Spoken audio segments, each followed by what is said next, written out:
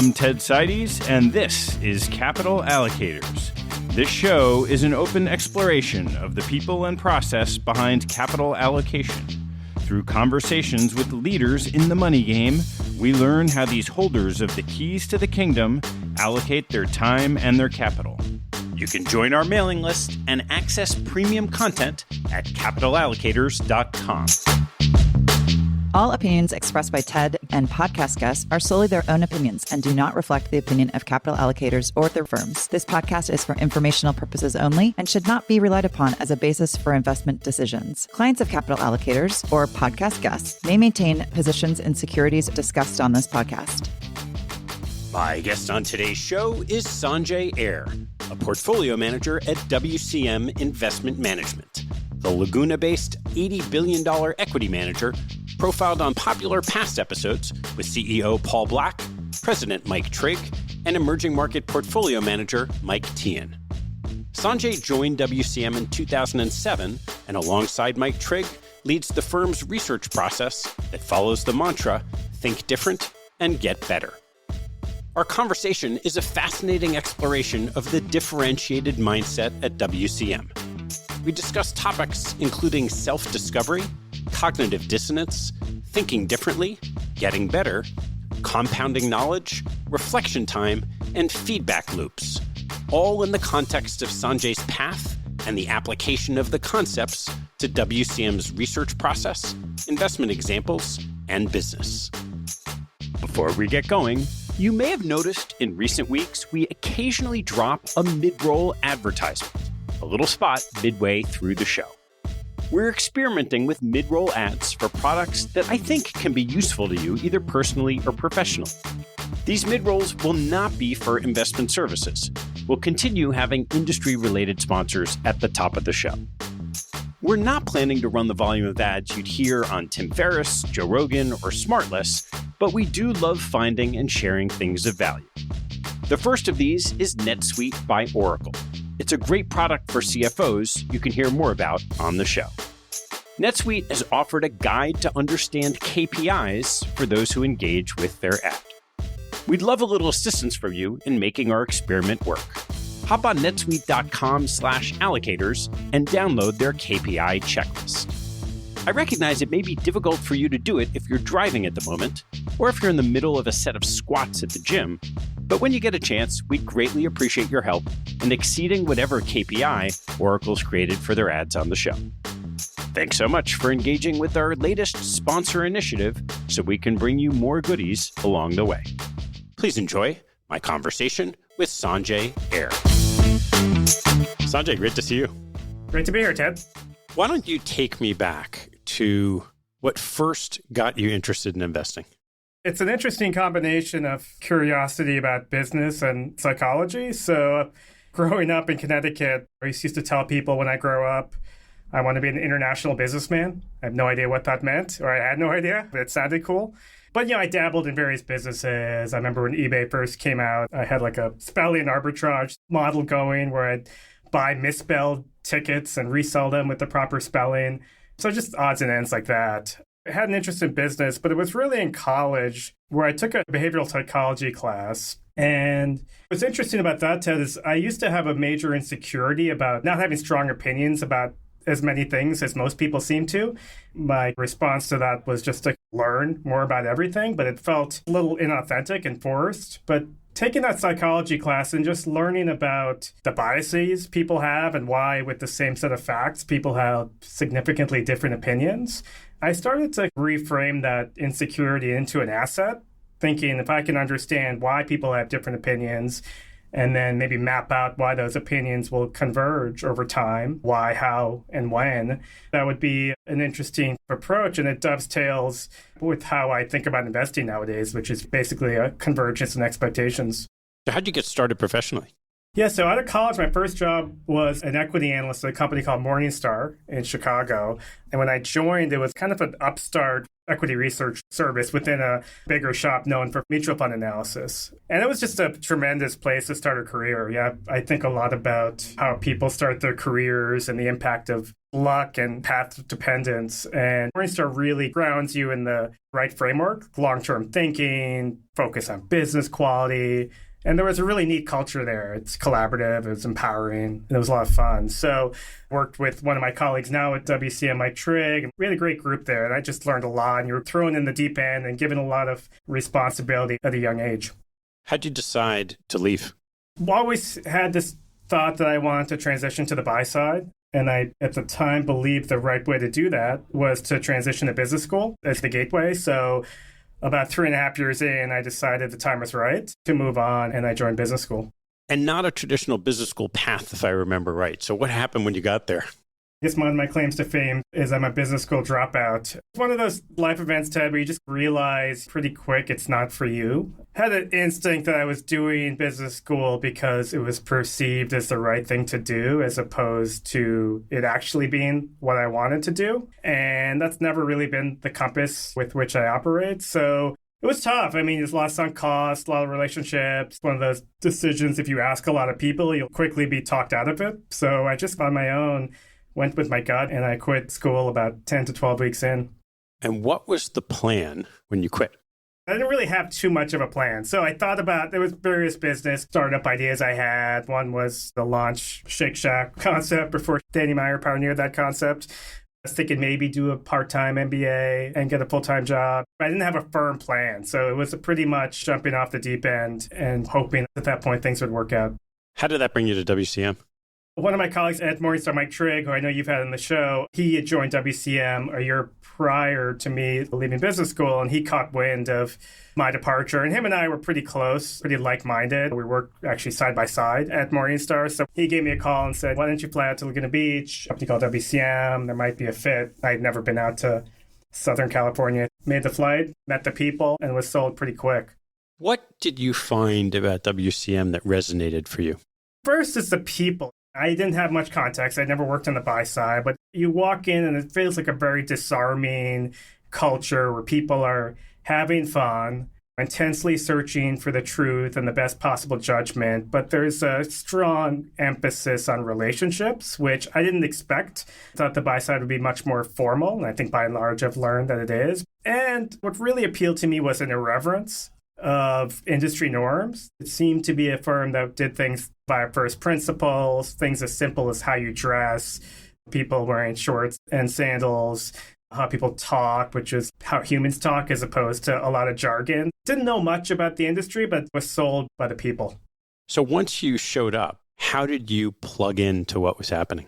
I just learned on the fly. So it was similar to Morningstar in that you're given a lot of responsibility, and it's up to you to define your own career path. What I've learned to love about investing, Ted, is I view it to be a platform for self-discovery.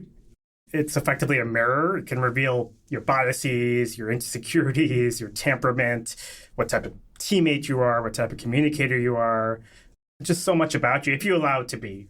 I was someone who have always been pretty introspective and reflective. I would try things, I would get feedback, I'd iterate, and I'd take these fledgling concepts we had around our philosophy of investing. And I just, with the help of Mike, Paul, and others, just really try to build on those and turn intuitions into a more formal framework. What did you learn about yourself in those early years?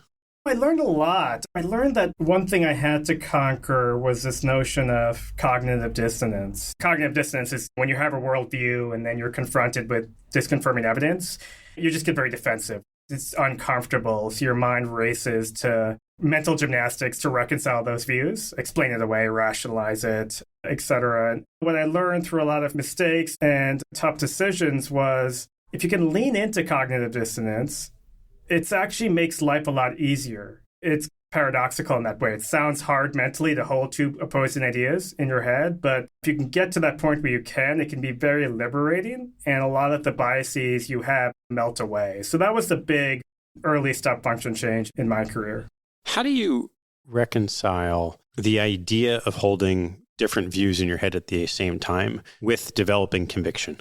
Yeah, that's the art of investing. Strong opinions, loosely held is a common term. And I think that's what the North Star should be, or at least my view should be, is you have to act on what you know while still doubting what you know. And it's a difficult balance, and you want to strike it right. You don't want to be stuck in cognitive dissonance and be unable to make a decision, but you also don't want to make decisions and have blinders on. So that's just a balance I think each person has to get through on their own. As you started working through learning with this team of people around you, how did you form what became the core of the research effort?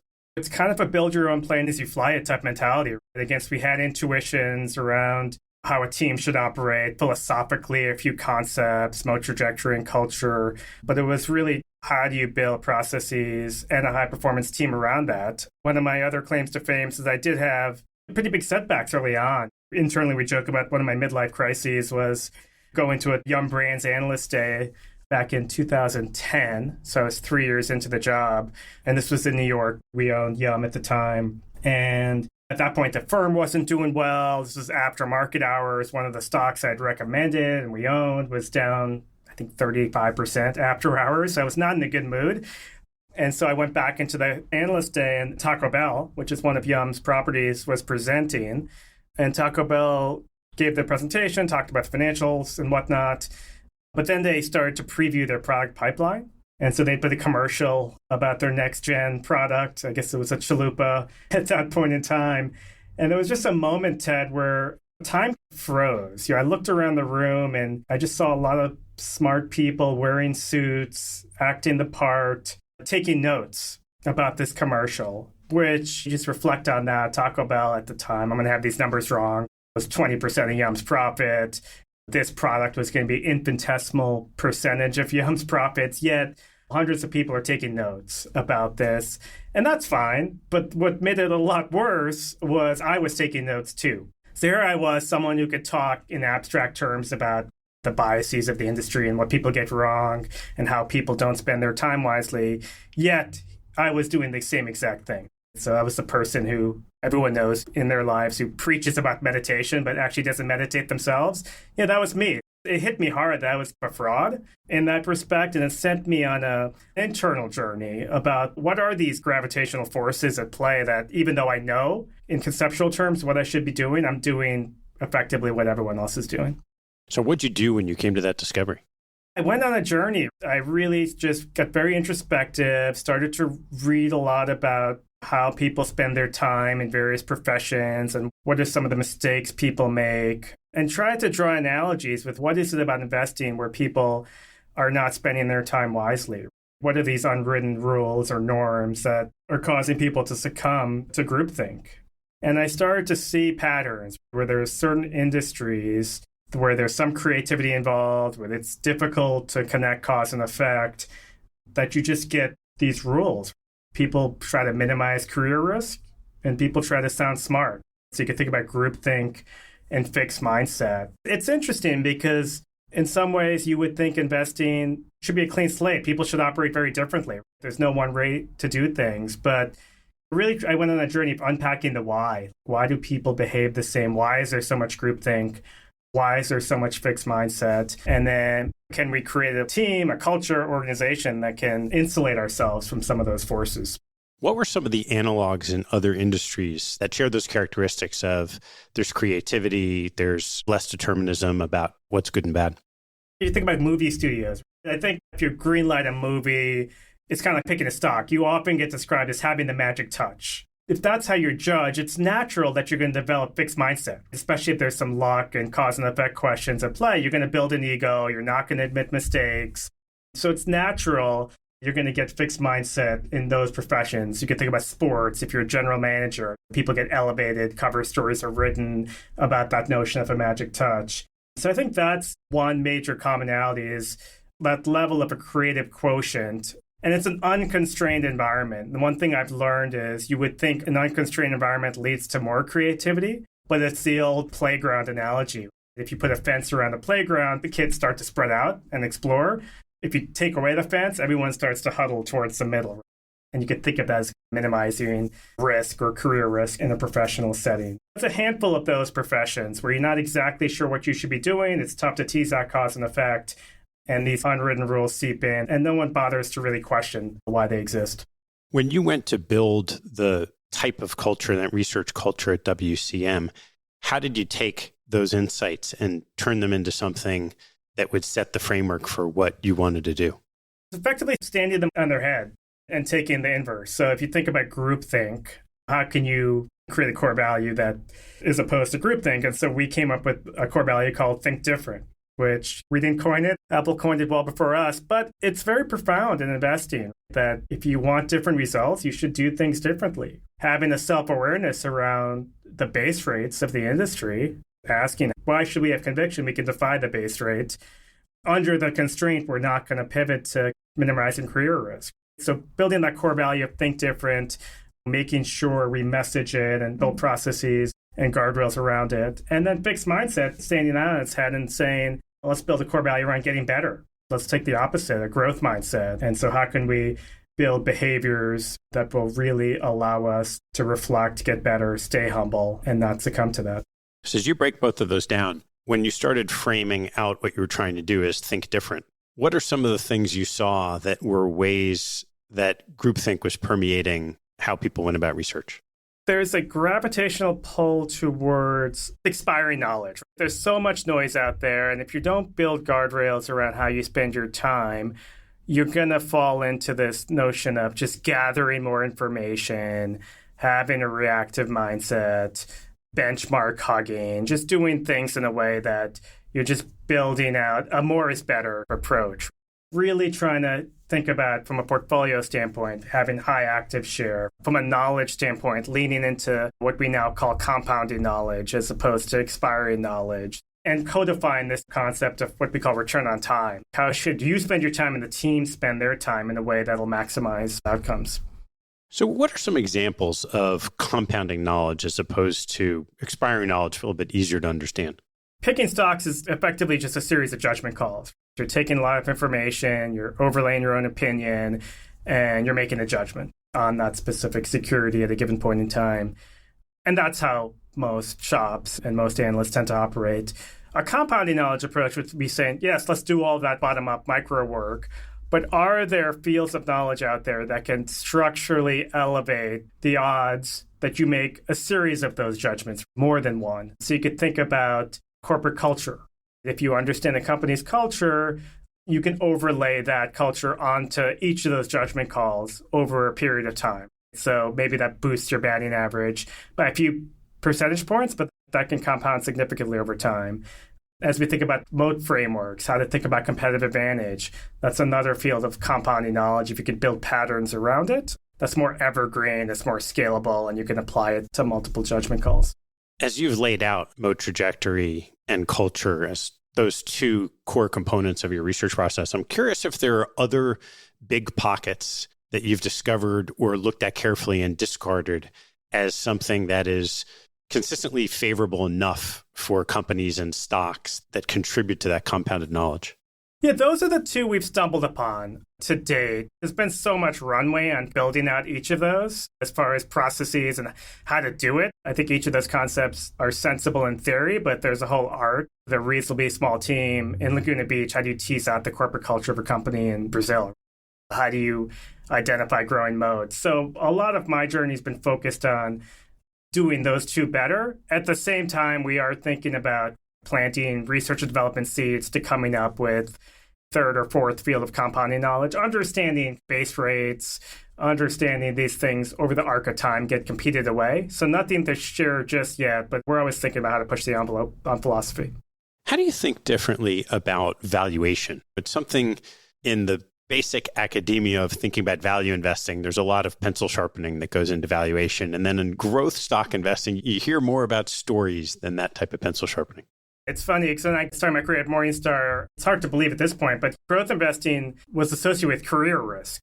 Value investing was perceived as very disciplined. You were exploiting these well-trodden behavioral inefficiencies, mean reversion, recency bias, time arbitrage.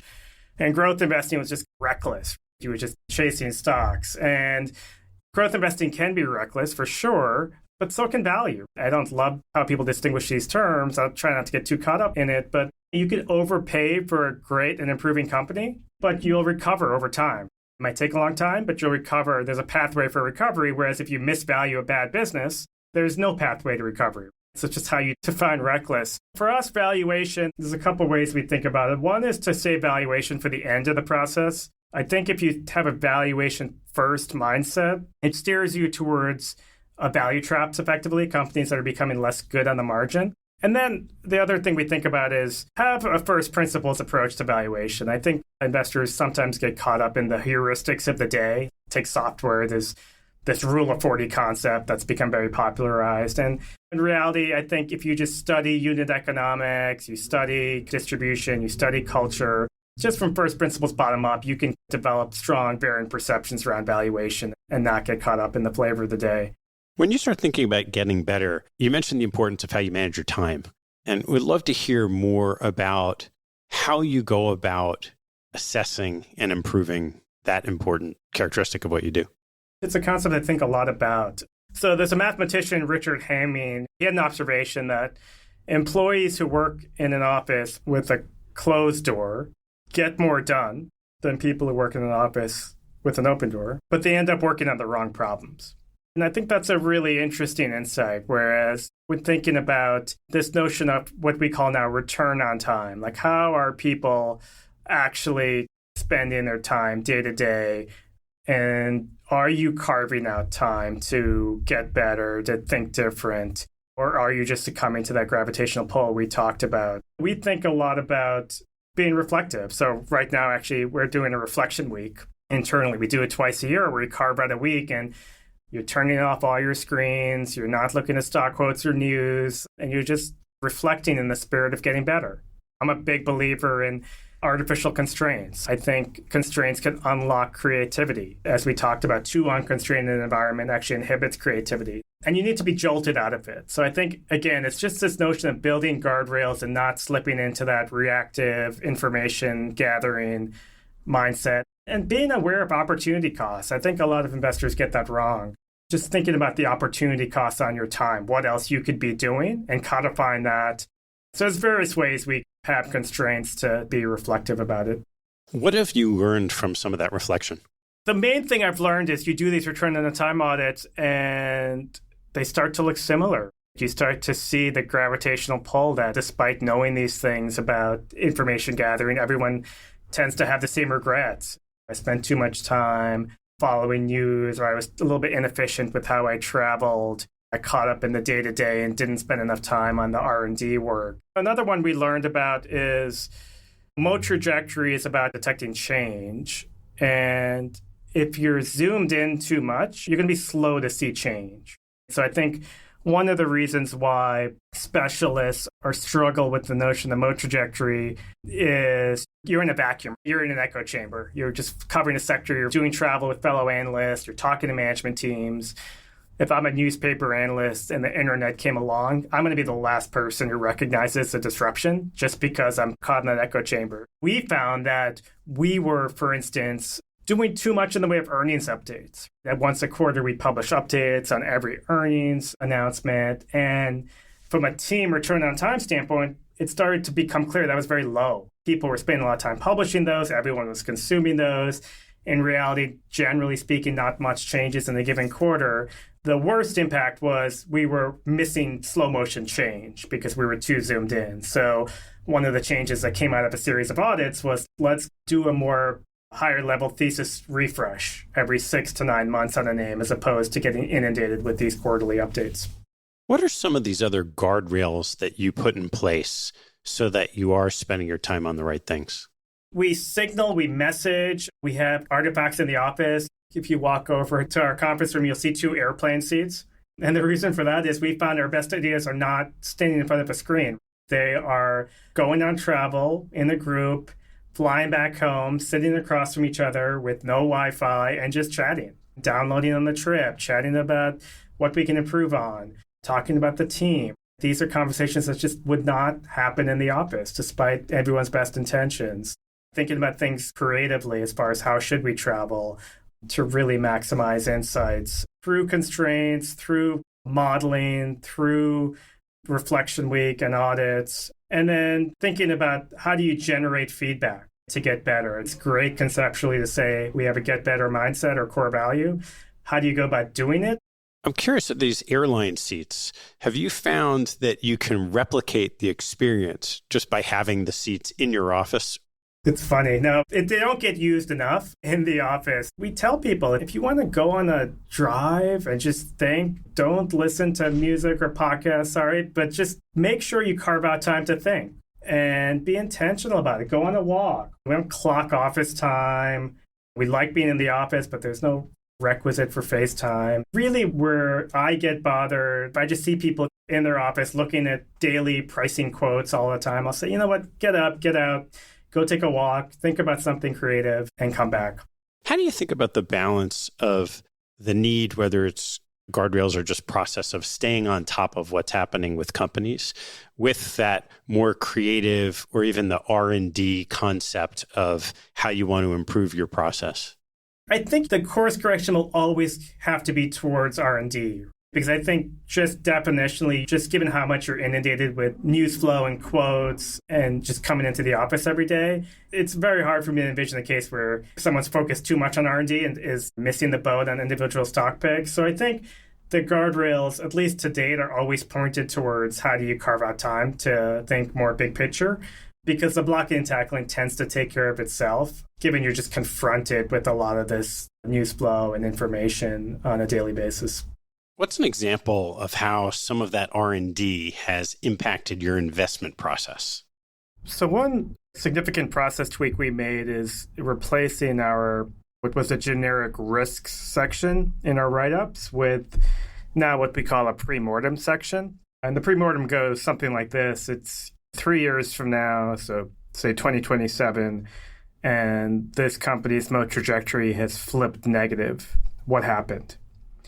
And I think the pre-mortem, really getting back to cognitive dissonance, really acts as a forcing function for coming to grips on the front end with cognitive dissonance and owning it at the time, as opposed to suffering from it later on, if and when the story turns for the worse.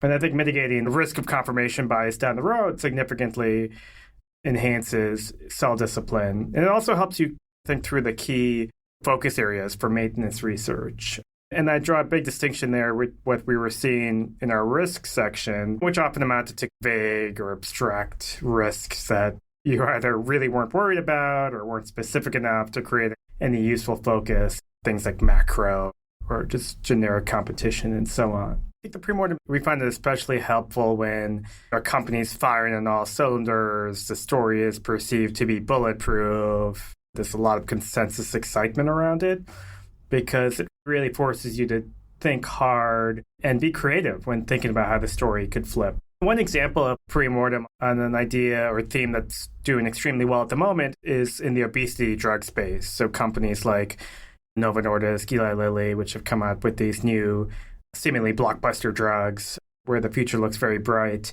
And so in the previous world, a risk section might look something like, I'm worried about competition down the road or unexpected side effects from these drugs emerging. And you see there, it's not really specific. It doesn't really guide focus areas for ongoing research. Presumably, you were comfortable with those two risks in the course of your write-up. Whereas a pre-mortem for us would be something like, look, a generalist investor could get tripped up with these names because they are misapplying lenses from consumer goods or technology, where breakout products can benefit from positive feedback loops. In technology, you have network effects. In consumer goods, you have brand virality. And in healthcare, and especially in pharmaceuticals, through history, you notice there are negative feedback loops.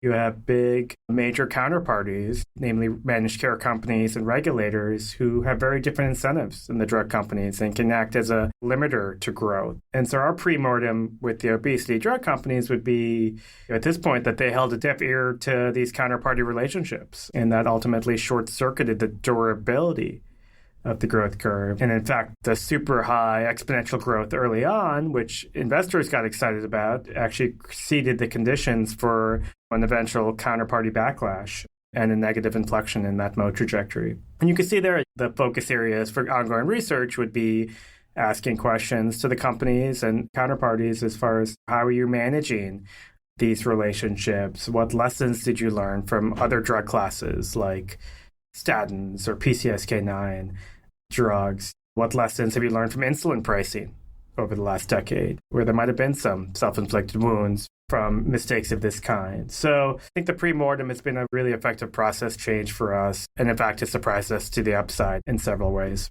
As you've grown both in assets and the organization over the last bunch of years, how have you taken some of those ideas to make the team better?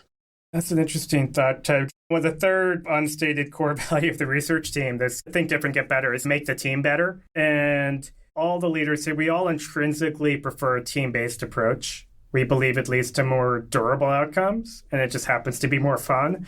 And I think what I've found is if you have a culture where people optimize for themselves and their own career path, you really just introduce a bunch of unspoken friction into the process that just bubbles underneath the surface and gets in the way of good judgment. So insecurities, biases, fear, career standing, point scoring, all this friction and noise. Whereas if people are waking up thinking about how can I make the team better? Am I truly rooting for my colleagues' success? All of a sudden that friction melts away and it shifts the mindset from a zero-sum one where your views are competitive to almost a win-win one. What views can be additive because all you're trying to do is collectively push the ball forward to get the best possible outcome. So that's been something in the last few years we've really started to highlight more is try to wake up every day and take that team mindset, perspective take, what's in the team's best interest as opposed to just focusing on your own silo. I'm really curious when you take that concept into practice. There's a nice, warm, feel-good concept of, hey, we'll all make mistakes, but we can get better. With you also want to have the best players on the field. And inevitably, you're going to have both of those things happen. I'm curious how you've managed messaging and the culture through the need at times to make change. Yeah, I think we're wired to change and get better. I think we just have the, by way of luck maybe initially, but now our hiring process, we hire people who are wired to take advantage of this platform we created, where we insulate you from groupthink and fixed mindset and self-optimization, and we empower you to take advantage of a creative mindset, a growth mindset, and making teammates better. We're very intentional about who we bring in.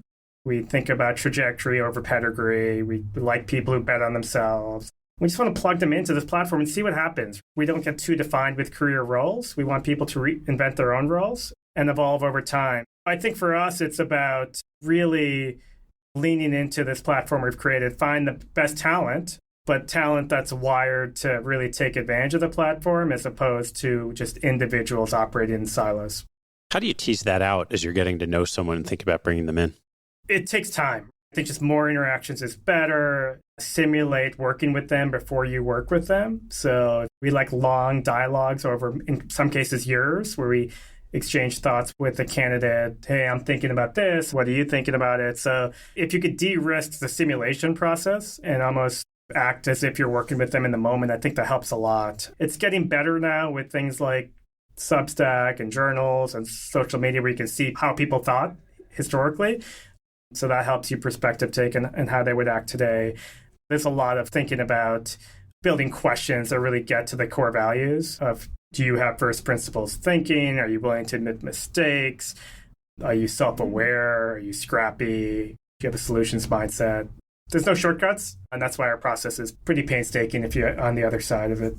I'd love to turn to how you take some of these concepts and put them into practice. Maybe the best way to do it is to start with the concept of moat trajectories. And as you've created these typologies for what a growing moat looks like, what have you found that's a little different from what someone who thinks about a moat might?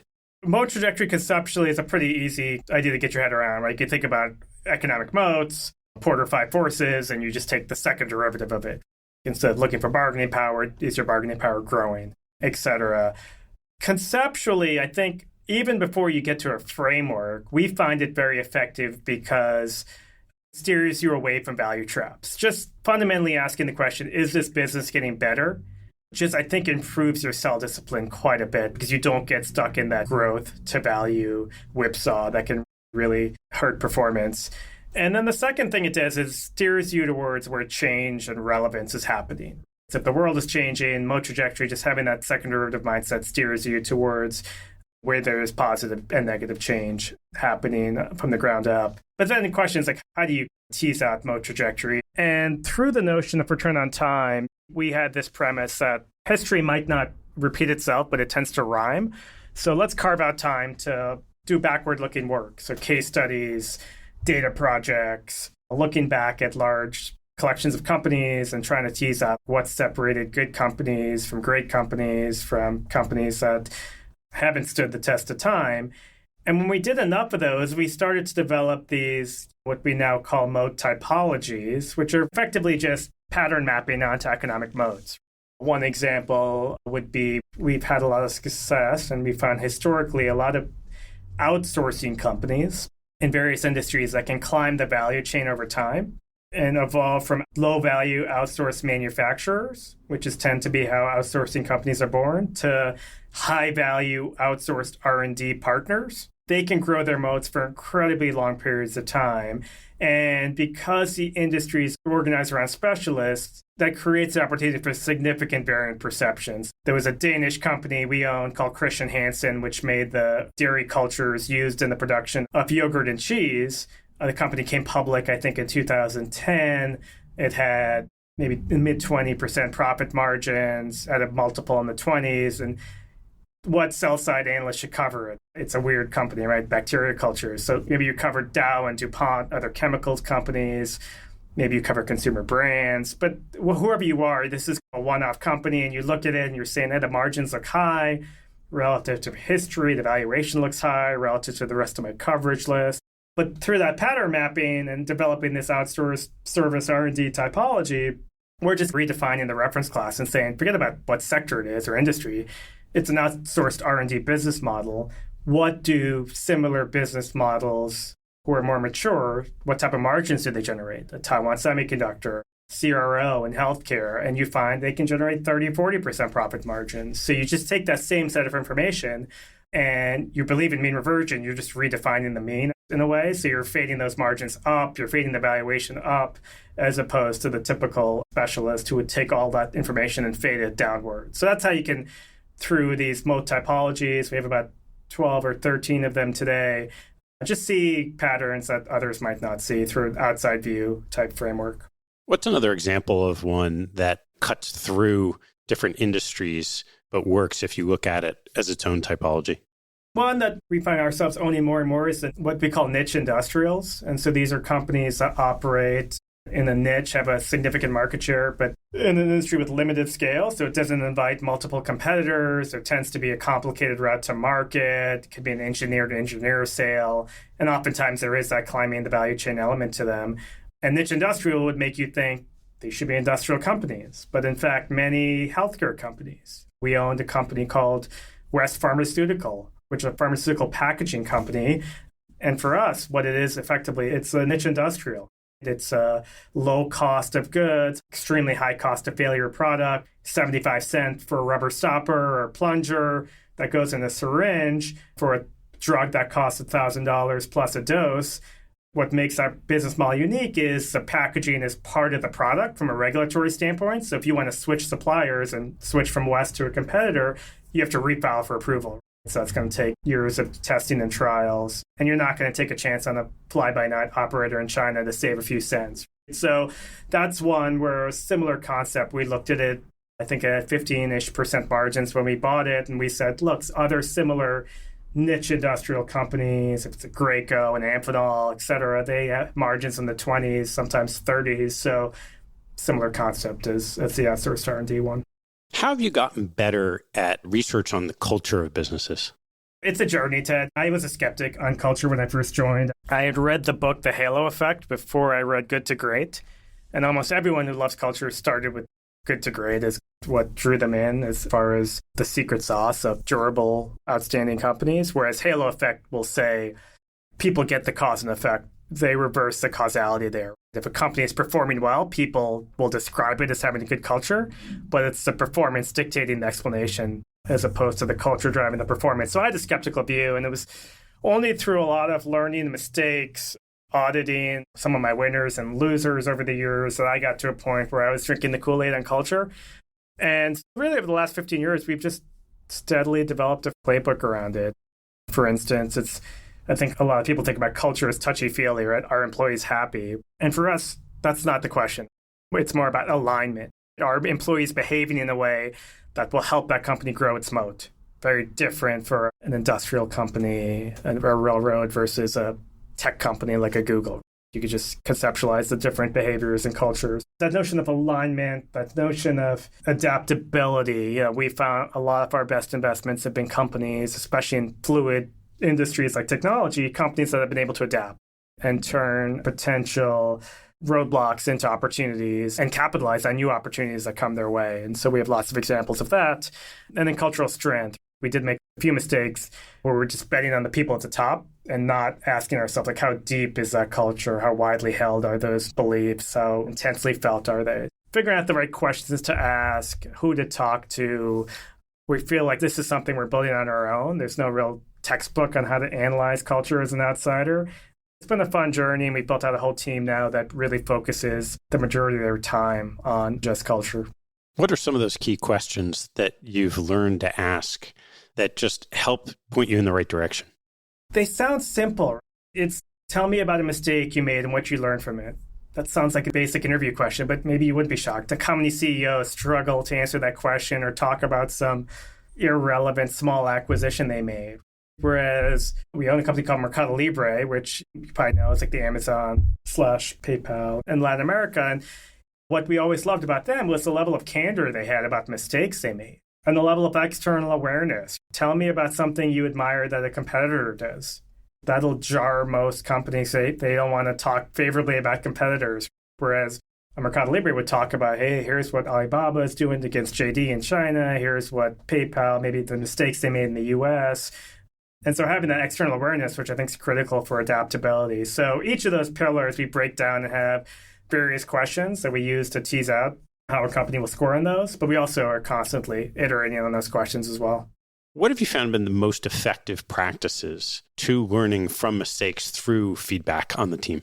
I think feedback quality is the biggest challenge in investing. And I think concepts like deliberate practice have become popularized, like how do you get better at golf? You just get out there, you take a lot of swings, you course correct, you embed the feedback. The problem in investing is that feedback quality is poor, at least for our flavor of investing. You're long-term, you're not making that many decisions. It takes a long time to get the feedback, multiple years if you're right or wrong. And then there's just a ton of noise and randomness in that time period. If you have any kind of formula around feedback quality, I think investing would score among the poorest of any professions. You have to be mindful of that challenge and make sure you are generating feedback that has high signal, which means generate lots of feedback and then carving out time to reflect on that feedback and looking for patterns. So you don't want to just act on an individual mistake because you could actually compound that mistake. But if you see patterns where it seems to be getting this type of investment wrong, let's explore why.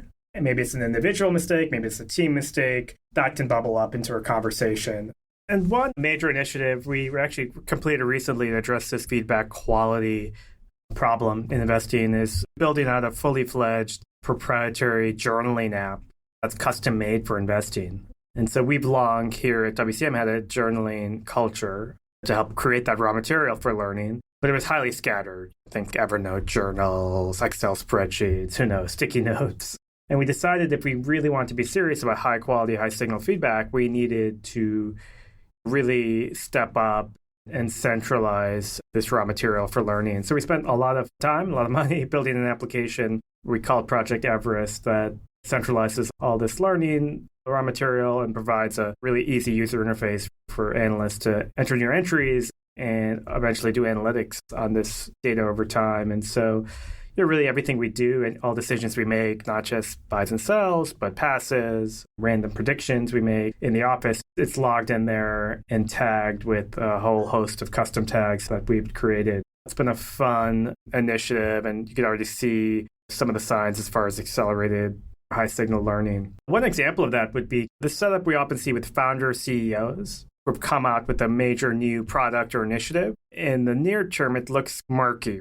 Maybe the uptake from customers has been slower than expected, or there's some near-term financial pain because of the new initiative. I think there's often a notion that that's a setup where you want founder CEOs because they have that long-term vision, long-term thinking, willing to look through short-term pain for long-term gain.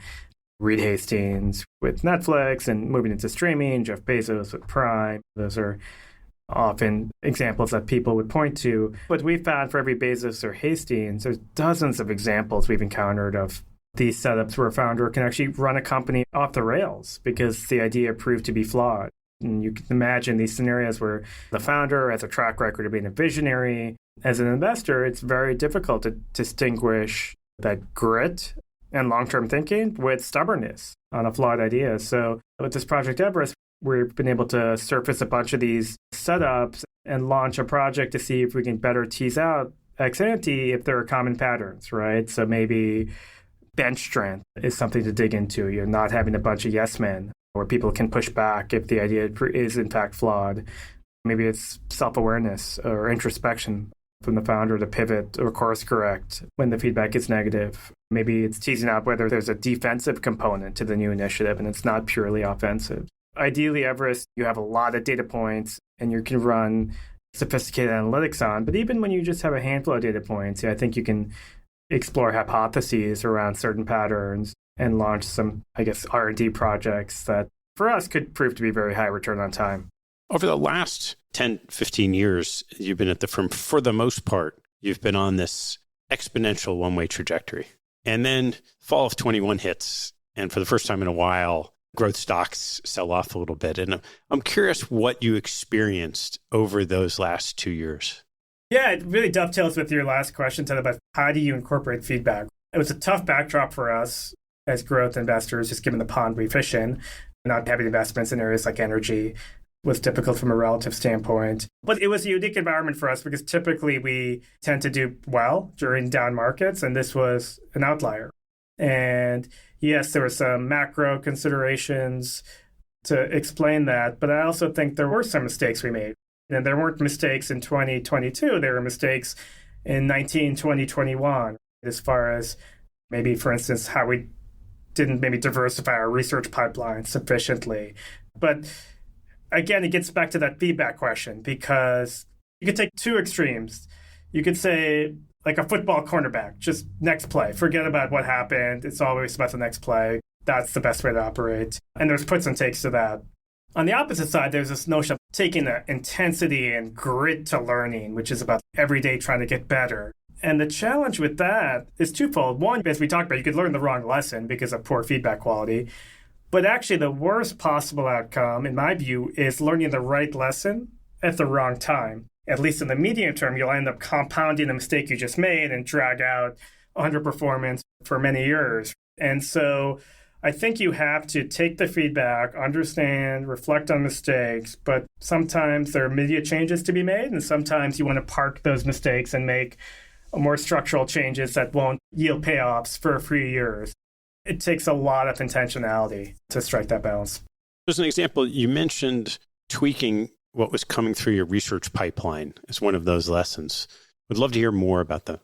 When you think about building a watch list and what you cover versus what you don't cover, in the last 4 or 5 years, there was a lot of new names coming across our radar in areas like software with a lot of IPOs, areas like semiconductors, areas like fintech. In the spirit of not having blind spots, I think we leaned into that from a research pipeline perspective and wanted to build sufficient coverage around these up-and-coming sectors. And I think just as we build a portfolio, or at least aspire to a portfolio that's all-weather, that can do well in different cycles, I think you could take that same mindset into your research pipeline and make sure your pipeline is adequately diversified by the type of business, the industry. Obviously, in hindsight, you could think about long duration, short duration type considerations. And then I think those guardrails were in place, but not to the extent at which they could have been. And so I think we got a little bit lopsided in the types of names we were writing up for a few years. And so that was a change we've made since. One of the other things that has changed in the organization over the years is expanding different strategies beyond international growth. And would love to hear your experience in building out the firm to be a more diversified offering. It's a really interesting question because I think growth in this industry has a bad name. If you're trying to product proliferation, it's a common concern if you're an allocator. And so we think about it a few ways. One, if we're going to build a new product, the first question is, can we do something different? We have no interest in building Me Too products. Can we leverage the WCM platform, those core values I talked about before? The third question, and the most challenging one, is how do you balance the added resources it'll take to sufficiently do that product well versus the notion that could this product make our existing products better? And I think we have a hypothesis, at least, that the products we've launched, like emerging markets, China, international small cap, they are making our, call it flagship products, for lack of a better term, better. And I'll give you an example. And nowadays, a lot of investors are thinking about industries like semiconductor equipment, life sciences, because there's really good businesses in these industries, and there's maybe a notion that the cycles are bottoming. That could be an area to deploy capital. I think where investors would be liable to get tripped up in these industries here is the snapback tends to be less sharp than expected because there's emerging competition from Chinese competitors. And so having a portfolio that invests in emerging markets, having a portfolio that invests in China, I think takes an offensive mindset towards those emerging competitors to the companies you own. And I think you'll be quicker to uncover blind spots and manage risk if there is a potential moat situation at play that if you didn't have those products, you just wouldn't be on top of. For instance, if I'm looking at Danaher, am I better off from a team return on time standpoint reading another case study on Danaher Business System or researching a local Chinese competitor that's up and coming? And our view is the latter is, at this point in time, a higher return on time. So I think when you think about growth, it doesn't necessarily have to be bad. You have to be mindful of, obviously, the outside view and what scale does to managers. But I think if you're intentional about it and you do it deliberately and you're self-aware about some of the trade-offs, you could do it in a way that improves the whole. What are some of the other areas of groupthink that you see in the industry that you've decidedly tried to do things differently? I think one of the things I think a lot about, Ted, is this notion that, I like to use this term internally, creative laziness. And people hate it because analysts build their identity on grit and self-sufficiency and hard work. And so if you're using the term laziness, it's instantly rejected. But I like it because I think, again, it's this notion of everyone works hard in this industry. Everyone puts in the hours. And I think people zoom in too quickly and they try to tackle things through brute force. And that's what we talked about earlier with that information gathering mindset. And not asking, like, before rushing to answer a question, ask, is this the right question? As opposed to doing 10 expert network calls, maybe the best insight is coming from a small partner in Scandinavia. That's the person. We should fly on the plane and just meet that company because that's going to be the unique insight. I just see in the industry this notion of just tackling things through brute force, not bringing a creative elegance. I use this example, which people laugh at, is Nathan's hot dog eating contest. This guy, Kobayashi, wins all these contests. And what he did is he legitimately reframed the question from, like, how do you eat more hot dogs to how do you make hot dogs easier to eat? Where he snaps it in half, he dips the bun in water. Maybe elegance is not the right word in that sense, but there is a creativity, a creative laziness that he brought to bear, which I think there's something to learn from there. As you've grown the assets and had more conversations and more clients come in, I'm curious what you've seen from the other side of the table as some of the things that resonate both positively and negatively. Negatively is easy. This notion of drift, it drives me crazy because I think getting better, it's almost punished. If you have a notion of getting better, learning from mistakes, showing vulnerability, having a growth mindset, the industry writ large will be very quick to ascribe the terms drift, style drift, process drift, thesis drift. It's like, we're going to make mistakes. We have made mistakes. Here's what they are. Wouldn't you rather us learn and get better rather than have our heads in the sand? Just have the blinders on. And I totally get why you're plugging a hole in the portfolio. You want to make sure that the fund plays the role you intended it to. But I think not just being too quick to jump to this notion of drift and understanding that everyone is trying to get better and evolve. And that shouldn't just be reflexively punished. You should try to perspective take on where you're coming from. I think we do a pretty good job, Ted, of being candid with prospects and allocators about here's when we're going to do well, here's when we're not going to do well. We're pretty transparent about who we are, what our values are, types of markets that will be more difficult. So I think we try not to make false promises.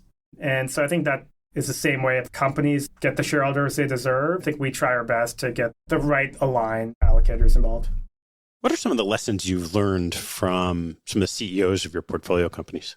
There's a few that come to mind. A recent one is a portfolio holding called Arch Capital, which CEO's name is Mark Grandison. And Arch Capital, by way of background, it's an insurance company that just has a phenomenal track record of growing book value and attractive returns on capital with limited volatility. And their secret sauce is this notion of cycle management. How do you operate with a counter-cyclical mindset in a predictably cyclical industry, taking advantage of human psychology, market psychology. But to the point what I learned, the CEO, Mark Grandison, he uses this quote, luck is the residue of design. I think Branch Rickey it's attributed to him, but it probably predates him, I'm sure. But this notion of designing an organization and the culture, whether it's temperament, messaging, incentives, hiring, which you talked about, it's what investing is. How do you bring a counter-cyclical mindset to a cyclical industry and marry that, as Arch does, with an entrepreneurial bent? I've learned a lot, and I've tried to increasingly aspire to model WCM after what they do. There's another executive at a company called Bajaj Finance in India. His name is Rajiv Jain. Bajaj is probably the most understudied consumer finance company in the world. It's probably what every emerging fintech company should aspire to be. And he uses this quote, like, long-term planning is often overrated and counterproductive. We think about that a lot because we're not big strategic planners, 5-year vision type a manager, because we think it can create blinders, right? You miss opportunities right in front of you. But I used to hide from that a little bit because it was that build your plane as you're flying it. And I think seeing a company like Bajaj evolve and just emerge into a Goliath through that mindset kind of gives me a conviction we're on the right path. And then the last one is one of my favorite executives. His name is Pedro Arndt. He is the CEO of dLocal. He came from Mercado Libre. And what I learned from him is just how to interact with the person on the other side of the table. He does it with candor and active listening, our learning mindset, talking about mistakes. It opened my eyes to whether it's the fund manager with a corporate, whether it's a manager with an allocator, it doesn't have to be adversarial. It doesn't have to be nitpicking. You don't have to be trying to get point scoring or gotcha moments. You can build a really fun win-win journey with the person on the other side of the table. And I learned a lot of that from Pedro. Even though you're not big 5-year planners, curious to ask how you think about where WCM goes from here. Yeah, we're not big planners, Ted. Yeah, I think if you ask me what the 5-year plan, it's 10-year plan, it's all I care about. What are the vibes when I walk into the office in 2035? Are the core values more vivid or are they less vivid? Are we finding people who are flourishing in the platform we've created and pushing the organization in brand new ways I can't envision now? That's a good thing. Are we looking back at what we're doing today and cringing a little bit at the way we do things? That's a good thing. That would be my measures of success. I would hate to walk into the room and get any semblance of bureaucracy or groupthink or everything we tried so hard to insulate ourselves against. What are some of the things today that if you look back 5 years ago, you would say are cringeworthy from how you were doing things 5 years ago? Oh, there's so much. I'm a big believer in leading with vulnerability. We did an offsite several years ago where Mike Trigg and myself, we got up and we just talked about every mistake we made over the last 10 years. And it was like a 50-point PowerPoint deck and showing about these mental models that were just, you just look at them like, what were we thinking? Individual stock picks. And I think just doing that and having that vulnerability, it just gets people in the right mindset. I'll give you a very live example, Ted. We're doing our reflection week now, which I talked about. And one of our newer analysts, Dave Hang, he just wrote a beautiful piece about how he struggled with vulnerability because he viewed vulnerability as imposing on others, taking rather than giving. And a lot of his identity growing up was being scrappy, self-sufficient, having grit, figuring stuff out on your own, don't impose. But now he's seen other people show vulnerability and he's viewing that as courageous.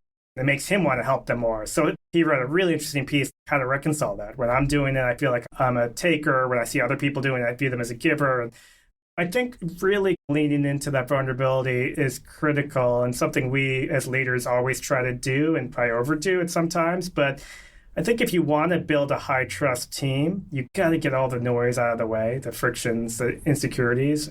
And I think starting with vulnerabilities, at least I've found to be the best starting point.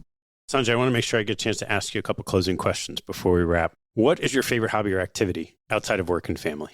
Yeah, I've gotten into this sport called paddle, which is like a tennis squash hybrid. And Yeah, Mike Trigg likes to talk a lot of trash. So I got a great doubles partner, so I'm looking forward to taking him down soon. What's one fact that most people don't know about you?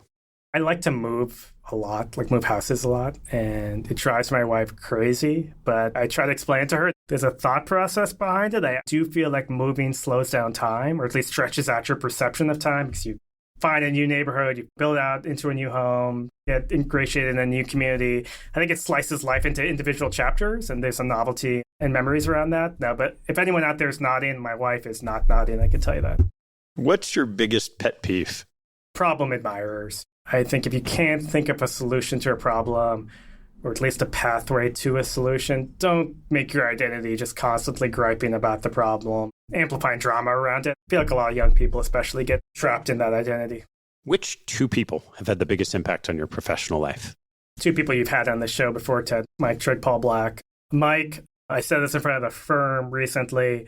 If you really want to grow as a person, find someone in your life who, when you're down, will pick you up. And when you're up, will push you, often beyond your comfort zone. I think there's a lot of people out there who'll do one or the other. Exceptionally few people will do both. And Mike's been that for me for 20 plus years. Paul, that leadership style. He is throw you in the deep end, but with a lot of grace and a lot of patience. I'll give you a quick anecdote. I was like 28 at the time, pretty new to WCM, and I went to Paul, and this is problem admirer mindset right here. I said, Paul, I don't think we have a research culture here. If I was him, I would have been like, oh, they'll just shoot me out. Been, what do you know about research culture?